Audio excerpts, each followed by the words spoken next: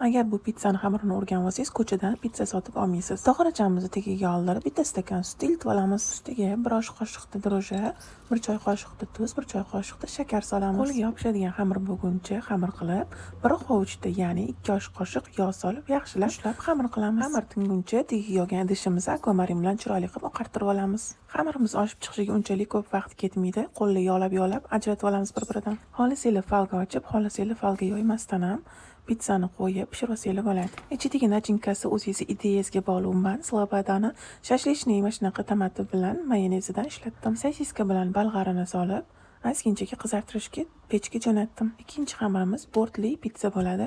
Chetlariga sosiskalardan qo'yib, chiroyli qilib yasatamiz. Uning uchun xamirni tekis qilib yoyib olib, sosiskalarni mana shunaqa kesib olib, chetlariga joylashtirib chiqamiz. Bolalari pizzani chetini qoldirib ketadiganlar uchun zo'r ideya. Mayonezidan shu joylariga surib qizartirish uchun surkab olamiz va qolganini aralashtirib, shunaqa nachinkalar solib, uni ham pechga jo'natamiz. Bu orada tovamiz ham mana ko'rib turganingizdek oppoqqina bo'ldi.